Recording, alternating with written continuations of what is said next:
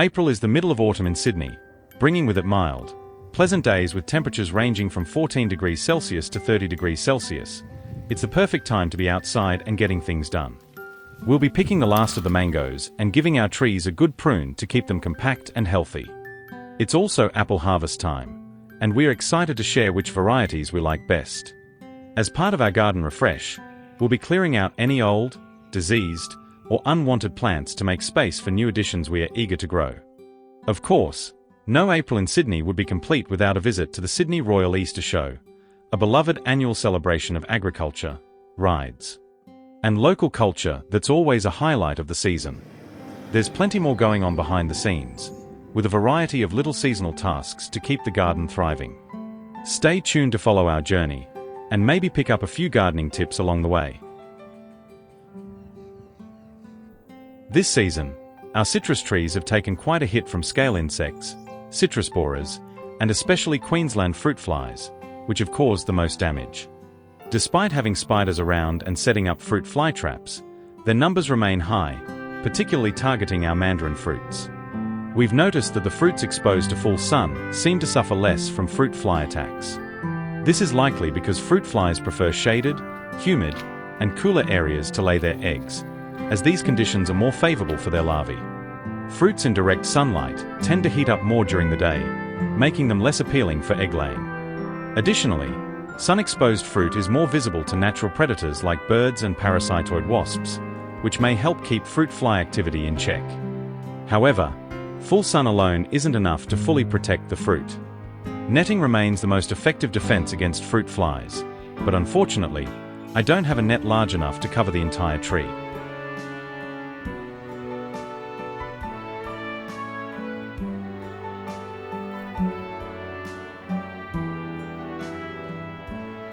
Not all mandarin fruits that fall due to fruit fly attacks are completely spoiled. In most cases, only about a third of the fruit is affected and can be discarded, while the remaining uninfected portion is still good to eat. Even though they're not fully ripe, these mandarins are already nearly as sweet as the ones you'd find in stores. In early April, I started pruning some branches from our Tahitian lime tree that were affected by citrus borer. I harvested fruits from those branches, and the rest of the infected limbs will be removed later when we need more limes.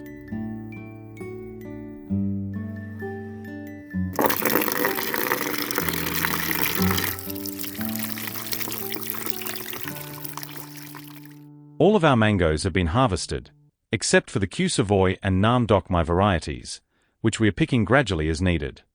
These varieties have very thin seeds and taste absolutely delicious, much better than the ones we used in the taste test featured in our previous video.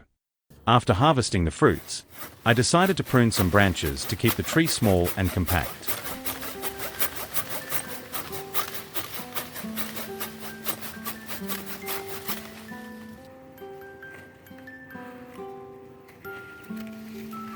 I've watched quite a few YouTube videos raving about how good fei hoa tastes.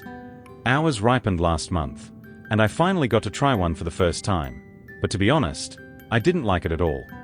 I've never seen fei hoas for sale in Sydney before, so when I spotted one at Woolworths, I was really surprised.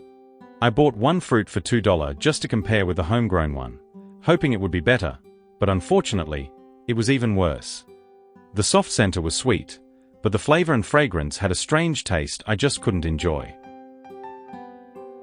We have 5 apple varieties growing on 2 multi-grafted trees: Pixie Crunch, Crimson Crisp, Pink Lady, Gala, and Granny Smith. Pixie Crunch apples are sweet and wonderfully crisp, while Crimson Crisp also tastes great, with a pleasant hint of tartness. Personally, I think Pixie Crunch is the best apple I've ever tasted. Even the delicious missile apples cannot be compared to this variety.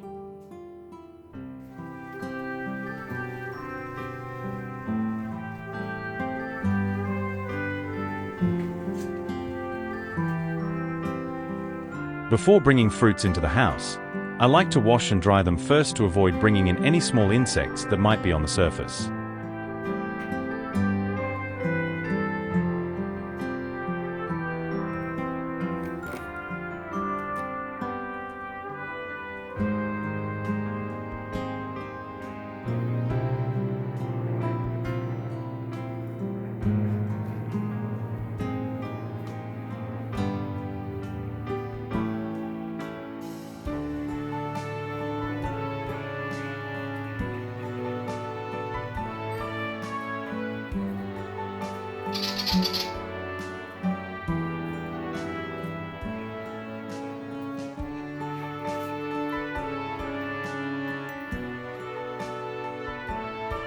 If you look closely, you'll discover that your garden is teeming with life, tiny creatures that have made it their home. From helpful pollinators like bees and butterflies to soil-enriching worms and pest-controlling ladybugs, many of these residents play vital roles in keeping your garden healthy. However, not all garden visitors are beneficial. Some, like aphids or slugs, can damage your plants. Being able to identify which creatures are helpful and which are harmful can make a big difference in how you care for your garden and ensure its long-term success.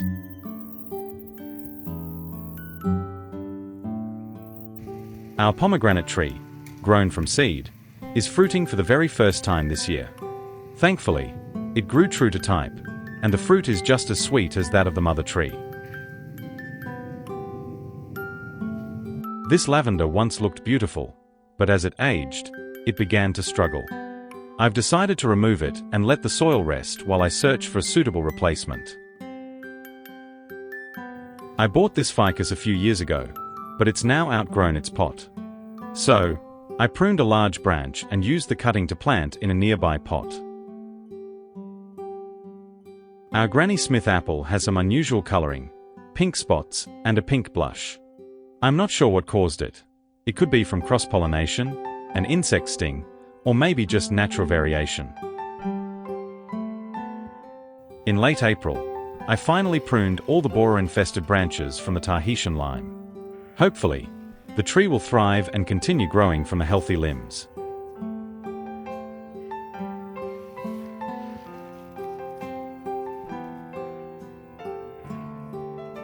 The Sydney Royal Easter Show is a major annual event held every April that holds great cultural, agricultural, and economic significance for the city.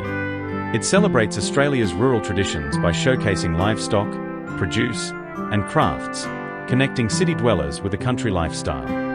For many Sydneysiders, it's a cherished family tradition, offering a vibrant mix of entertainment, competitions, carnival rides, show bags, and food. Beyond the fun, it supports farmers and local businesses, drawing hundreds of thousands of visitors and generating substantial tourism and economic activity. Its timing in April aligns with school holidays, making it a key highlight of the season for both locals and visitors.